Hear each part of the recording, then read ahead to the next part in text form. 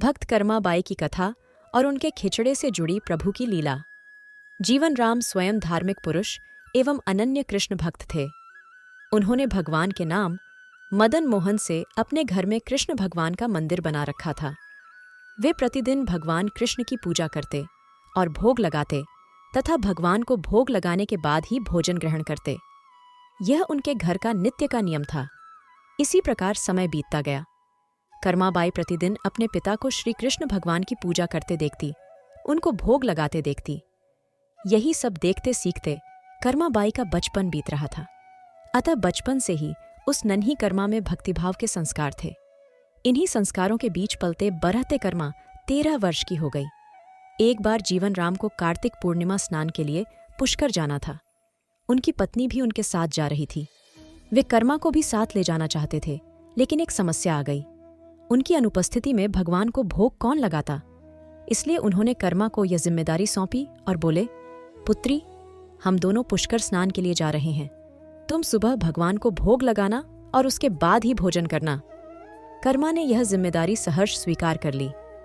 माँ पिता के तीर्थ यात्रा के लिए जाने पर कर्मा ने सुबह स्नान आदि कर बाजरे का खिचड़ा बनाया और पूजा के लिए अपने घर में बने भगवान के मंदिर के समीप आ गई। भोग की थाल भगवान के सामने रखकर हाथ जोड़कर बोली, हे प्रभु, भूख लगे तो भोग लगा हुआ है, आप भोग ग्रहण कर लेना, तब तक मैं घर के और काम कर लेती हूँ। इसके बाद वह काम में जुट गई। बीच बीच में वह थाली देखने आती, लेकिन भगवान ने खिचड़ा नहीं खाया था। बहुत देर होने के बाद भी जब भगवान जी ने भोग ग्रहण नहीं किया तो उसे चिंता हुई कि क्या पता भगवान जी को खिचड्ढे में स्वाद न आ रहा हो, इसलिए ग्रहण नहीं कर रहे। इसमें घी की या गुड्ड की कमी रह गई क्या? फिर जाकर उसने और गुड़ व घी मिलाया और वहीं बैठ गई, लेकिन भगवान ने फिर भी भोग ग्रहण नहीं किया। तब मायूस होकर उसने कहा, हे प्रभु, आप भोग ग्रहण कर लीजिए। माँ बापू पुष्कर नहाने गए हैं, आपको भोग लगाने अभी कुछ दिन वो लोग नहीं आएंगे। आपको भोग लगाने की जिम्मेदारी मुझे दी गई है, इसलिए आपके भोग लगाने के बाद ही मैं खाना खाऊंगी। परंतु भगवान जी ने फिर भी भोग ग्रहण करना शुरू नहीं किया। फिर कर्मा उनसे शिकायत करते हुए बोली, माँ पिताजी, जब भोग लगाते हैं तब तो आप भोग ग्रहण कर लेते हैं, फिर आज क्यों भूखे बैठे हैं? इतनी देर हो गई है, खुद भी भूखे बैठे हैं और मुझे भी भूखा रखा है। यह सब बोलकर वह भगवान के भोग ग्रहण करने की प्रतीक्षा करने लगी। परंतु यह क्या, अब तो सुबह से दोपहर समाप्त हो शाम हो चली थी। भूखी कर्मा अब रुआंसा होगी और दुखी हो रोते हुए बोली, हे भगवान जी, आप ग्रहण कर लीजिए भोग, अन्यथा मैं भी भूखी ही रह जाऊंगी। अंततः कान्हा के काठ की मूर्ति से आवाज आई। कान्हा बोले, कर्मा, तुमने पट बंद किया ही नहीं तो मैं भोग ग्रहण कैसे करूं? यह सुनकर कर्मा ने पट खींचकर ओट कर दी। भगवान श्री कृष्ण ने खिचड्ढे का भोग ग्रहण किया और थाली पूरी खाली हो गई। कर्मा ने पलटकर देखा तो भोग की थाली में भोग नहीं बचा था। तब कर्मा बोली, भगवान जी, इतनी सी बात थी तो पहले बता देते, खुद भी भूखे रहे और मुझे भी भूखी रखा। इसके बाद कर्मा ने खिचड्ढा खाया।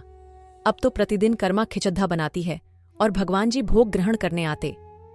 इसी बीच उसे लगने लगा कि उसे सबसे पहले भगवान को भोग लगा देना चाहिए। क्या पता उन्हें जल्दी भूख लग जाती हो, साफ सफाई नहाने धोने के कारण भगवान के भोग में देर हो जाती हो। फिर वह सबसे पहले उठकर भोग बनाती और प्रभु को भोग लगा लेती, फिर अपने दिन भर के काम करती। कुछ दिनों बाद उसके माता पिता तीर्थ से लौट आए। आते ही पिता ने अपनी लाडली पुत्री से पूछा, पुत्री, तुमने किसी भी दिन भगवान को भूखा तो नहीं रखा? कर्मा बोली, नहीं पिताश्री, मैंने भगवान जी को प्रतिदिन भोग लगाया। फिर जब माँ रसोई घर में गई तो देखा जाते समय तो गुद्द का मटका पूरा भरा था, अब खाली कैसे हो गया? उन्होंने कर्मा को बुलाया और पूछा, पुत्री, गुड़ कहाँ है? कर्मा ने बताया कि रोज भगवान कृष्ण उसके पास आते और खींचड़े का भोग ग्रहण करते। कहीं मिठास कम न हो जाए इसलिए खींचड़े में गुड़ कुछ ज्यादा डाल दिया। उसने पहले दिन हुई परेशानी के बारे में भी बता दिया। कर्मा ने कहा, भगवान जी ने बहुत देर तक ग्रहण ही नहीं किया था भोग, फिर पट बंद करने पर किया। यह सुनकर माता पिता चकित रह गए। वे जिन ईश्वर के आशीर्वाद हेतु इतनी दूर तीर्थ यात्रा पर गए थे, जिन्हें पाने के लिए लोग न जाने क्या क्या करते हैं, कहाँ कहाँ ढूंढते हैं, वे भगवान उनकी बेटी के हाथ से उनके घर में खींचड़ा खाते हैं। यह कैसे संभव है? उन्हें चिंता भी हुई कि बेटी बावली तो नहीं हो गई है। ये भी सोच लिया कि क्या पता कर्मा ने ही पूरा गुड़ खा लिया हो। इस पर कर्मा ने कहा, अगर आपको यकीन नहीं है तो कल देख लीजिए, मैं खुद भगवान को भोग लगाऊंगी। इस आश्चर्य से वे रात भर सो नहीं पाए। दूसरे दिन कर्मा ने खिचड्ढा बनाया और मंदिर में भोग की थाली रखकर पट बंद कर दिया और बोला, हे भगवान जी, ये लोग नहीं मान रहे कि मैंने आपको ही गुद्ध घी खिलाया है। अब आप भोग खाकर स्वयं सिद्ध कीजिए। भक्त की पुकार सुन भगवान को आना ही था और कान्हा खिचड्ढा खाने आ गए। जब पट खुला तो जीवन राम और उनकी पत्नी आश्चर्यचकित थे कि भोग की थाली में भोग बचा ही नहीं है। फिर कर्मा का जीवन प्रतिदिन भोग लगाते ही निकला। जब उनके माता पिता नहीं रहे तब वे एक दिन अपने कान्हा की मूर्ति साथ लेकर तीर्थाटन के लिए निकल पड़ी। परंतु भगवान की कृपा से उन्हें हर दिन खिचड्ढा बनाने के संसाधन मिल ही जाते और वे प्रतिदिन कान्हा को खिचड्ढा खिला लेती। तीर्थाटन करती हुई देवी कर्मा भगवान जगन्नाथ की नगरी पहुंच गईं और वहीं रहने का मन बना लिया। वहां भी रोज भगवान को खिचड्ढे का भोग लगाती और पट बंद कर देती। भगवान भी प्रतिदिन उनके भोग को ग्रहण करते।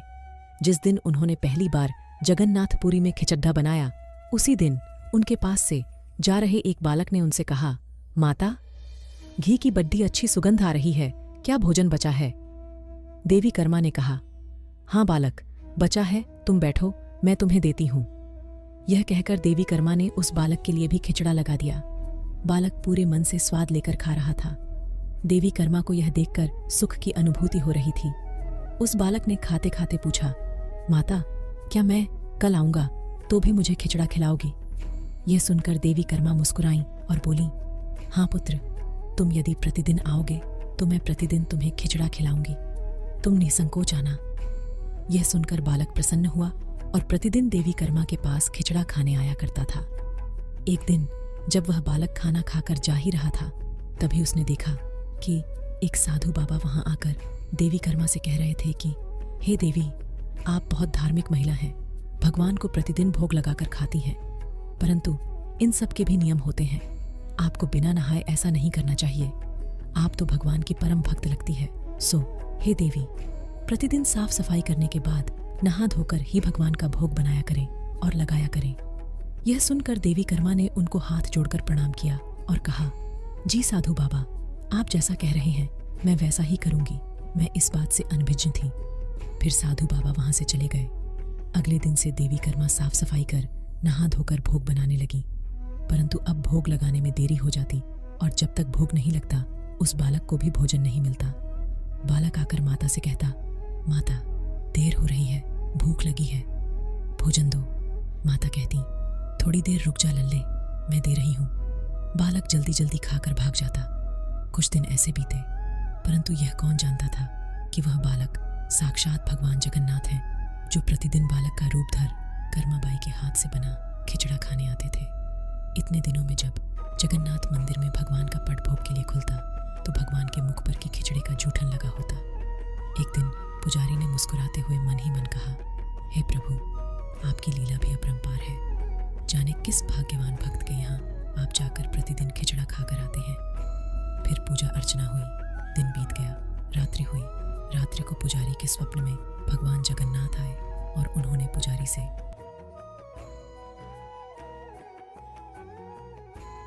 कहा, हे भक्त, तुमने सही पहचाना, मैं अपनी एक अनन्य भक्त कर्माबाई के यहाँ प्रतिदिन उनके हाथ का बना खिचड़ा खाने जाता हूँ। वह मुझे बिल्कुल अपने पुत्र सा लाड करती हैं। उनकी भक्ति से मैं अति प्रसन्न हूँ, परंतु इसी मंदिर के एक साधु ने उन्हें कुछ आम जीवन की ज्ञानवर्धक बातें एवं उपासना का तरीका समझाया, जिससे मुझे भोग लगाने में अब उनसे देरी हो जाती है। इसी वजह से मेरे मुंह पर खिचड़ा लगा रह जाता है। प्रभु की लीला भी अपरंपार है, वह तो सर्वव्यापी है। एक ही समय अलग अलग स्थान पर हो सकते हैं, परंतु मुख पर खिचड़ा लगाने की लीला उन्होंने इसलिए रची ताकि पुजारी के मन में यह प्रश्न उठे। उस प्रश्न के निवारण में प्रभु पुजारी जी को यह बता सकें कि आम जीवन में हम अपने ज्ञान को जब दूसरे को बताते हैं तो वह सदैव ज्ञान के लिए होना चाहिए, न कि भक्ति के भाव को बदलने के लिए। क्योंकि सांसारिक जीवन के लिए ज्ञान आवश्यक है, ज्ञान महत्वपूर्ण है, परंतु जहाँ भक्ति होती है वहाँ ज्ञान का कोई काम नहीं है। भक्ति में भक्त अपने प्रभु के प्रेम में डूबा रहता है। उपासना के कई तरीके हैं। जितने भक्त, जितने उपासक, उपासना के उतने तरीके। जब ईश्वर ने ही उपासना के तरीकों पर प्रश्न नहीं उठाया तो किसी को भी किसी और की भक्ति पर प्रश्न नहीं उठाना चाहिए। साधु गलत नहीं थे। साधु अपने ज्ञान के हिसाब से ही कार्य कर रहे थे, वह सही थे। परंतु उन्हें यह नहीं पता था कि जो महिला प्रभु को बिना नहाए खाना देती है, उसका भाव सिर्फ इतना था कि मेरे प्रभु को जल्दी खाना मिल जाए, वह भूखे ना रह जाए। और यह प्रेम भाव प्रभु के लिए हर नियम से ऊपर था। इन बातों को सुनकर पुजारी जी ने साधु बाबा को बुलवाकर यह बात कही। साधु बाबा को भी अपनी गलती का एहसास हुआ कि वह भगवान और भक्त के बीच में आ रहे थे, और उन्होंने बिना समय गवाए माता कर्मा के पास जाकर कहा कि हे देवी, आप जैसे प्रभु को पहले भोग लगाती थी वैसे ही लगाइए। मैं आपकी भक्ति नहीं समझ पाया, इसलिए मुझे क्षमा करें। देवी कर्मा ने कहा, जी ठीक है, मैं कल से फिर से उसी समय पर वैसे ही भोग लगाऊंगी। माता कर्मा ने फिर उसी तरीके से भोग लगाना शुरू कर दिया और भगवान के मुख पर खिचड़े का झूठन अब नहीं लगा होता। ऐसे ही कई वर्ष बीत गए। एक दिन पुजारी जी ने देखा भगवान की आंखों से आंसू बह रहे हैं और वह भोग ग्रहण नहीं कर रहे। तब उन्होंने मन ही मन फिर से पूछा, हे प्रभु, ऐसा कौन सा अपराध हुआ हमसे कि आपने भोग ग्रहण नहीं किया और आपकी आंखों से आंसू भी बह रहे हैं? प्रभु, यदि हमसे कोई अपराध हुआ है तो हमें क्षमा करें और भोग ग्रहण करें। आपके भक्तजन प्रसाद के लिए प्रतीक्षा कर रहे हैं। फिर क्या था, भक्तवत्सल प्रभु ने प्रसाद ग्रहण कर लिया, परंतु प्रभु के भोग देर से ग्रहण करने की बात और उनके आंखों से अश्रु बहने की बात पूरे प्रजा में तेजी से फैल गई। यह बात महाराज तक जा पहुंची। महाराज अति शीघ्र मंदिर पहुंचे और वे पुजारी जी से विचार विमर्श करने लगे। फिर उन दोनों ने भगवान के पास हाथ जोड़कर विनती की कि प्रभु, कृपया हमें बताएं कि इस बात का क्या संदेश है। रात्रि पहर जब वह सो रहे थे तब भगवान राजा के सपने में आए और उन्होंने कहा कि मेरी एक अनन्य भक्त थी, कर्माबाई, जो प्रतिदिन मुझे खिचड़े का भोग लगाती थी, और मैं प्रतिदिन उनके यहाँ बालक रूप में जाकर खाया करता था। परंतु आज उन्होंने अपने अंतिम श्वास लिए और मुझ में सदैव के लिए लीन हो गई। अब मुझे बालक की तरह प्रेम कर कौन खिचड़ा खिलाएगा? यह सुन महाराज ने सपने में ही भगवान से कहा कि प्रभु, आज से प्रतिदिन आपके भोग में कर्माबाई का खिचड़ा भी चढ़ेगा। यही सपना उन्होंने अपने दरबार में सुनाया और उसी दिन से भगवान जगन्नाथ के भोग में कर्माबाई का खिचड़ा भी चढ़ने लगा। ये थी भक्त कर्माबाई की कथा और उनके खिचड़े से जुड़ी प्रभु की लीला। जय श्री राधा कृष्णा। ऐसी ही और वीडियो के लिए हमारे चैनल को सब्सक्राइब करें। धन्यवाद।